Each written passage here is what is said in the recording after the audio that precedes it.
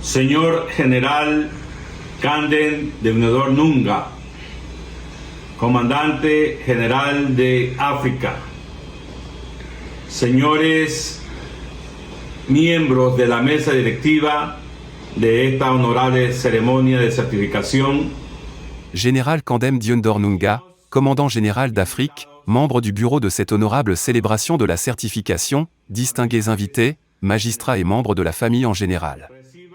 Veuillez accepter nos salutations les plus chaleureuses de la foi pacifique et solidaire dans le système intergouvernemental des Nations Unies. Moi, l'aumônier général Carlos Arroba Gebor, président et fondateur de Conax Chaplain International, je m'adresse à vous, tout d'abord, pour féliciter chacun d'entre vous pour vos efforts pour devenir certifié aumônier international dans le domaine de juge de paix, et aussi en tant que conseiller thérapeutique qualifié dans le système anti-stupéfiant. C'est un grand honneur pour moi de la part du commandement global de vous envoyer des salutations et une gratification très spéciale en ce jour où vous avez terminé votre formation. Vos efforts se traduisent aujourd'hui par une certification internationale, vous recevrez vos lettres de créance, vos badges et certificats qui vous accréditent en tant qu'aumônier pour répondre aux attentes de l'appel que Dieu a placé sur vos vies. Aujourd'hui, je veux vous dire ce que cela signifie d'être un aumônier. Être aumônier, c'est avoir accepté le commandement de Dieu, être toujours actif face aux situations et réalités qui se produisent partout dans le monde. Quelles sont ces situations? L'une d'elles est la plus expressive est le réchauffement climatique. Le réchauffement qui affecte toute la planète. Un réchauffement qui est souvent causé par des êtres humains, par des entreprises, par de nombreuses circonstances dont nous sommes nous-mêmes responsables. Mais il faut y remédier. Nous ne pouvons pas non plus ignorer les situations et conflits qui affectent la coexistence et les bonnes relations entre les personnes. C'est pourquoi nous devons promouvoir une culture de la paix.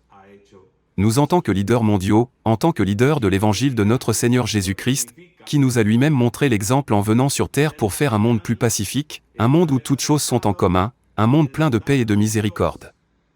Qu'est-ce que cela signifie? Qu'il y a beaucoup de gens qui meurent de faim, qu'il y a beaucoup de gens qui n'ont aucune aide. Nous ne pouvons pas rester les bras croisés, c'est là que nous devons agir dans la miséricorde et montrer l'amour de Dieu d'une manière tangible.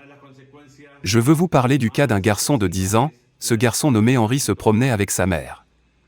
Il marchait dans la rue d'une ville et il a vu le cas d'une femme qui était maltraitée par certaines personnes.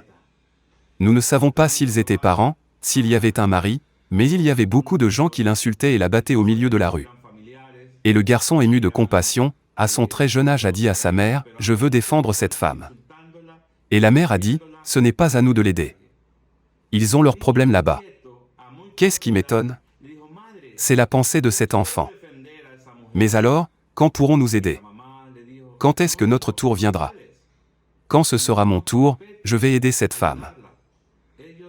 Cette mentalité de cet enfant à ce jeune âge est ce que je veux que vous mémorisiez aujourd'hui. Vous serez témoin de nombreuses situations et vous serez peut-être nombreux à décider de ne rien faire.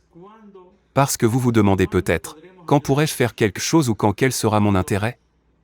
Il y a beaucoup de situations qui arrivent dans le monde entier, à d'autres personnes, et nous ne pouvons pas dire que nous n'allons pas agir. Ou allons-nous agir quand cela nous arrivera? Non. Il faut s'intéresser aux autres. Il faut s'intéresser aux autres. Nous sommes donc préparés.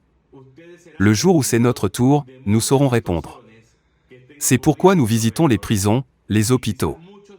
C'est pourquoi nous apportons une aide immédiate à la communauté. C'est pourquoi nous nous intéressons à ce qui se passe ailleurs pour que nous puissions aider. Nous devons créer un monde meilleur pour ceux qui viendront après nous. C'est maintenant qu'il faut agir.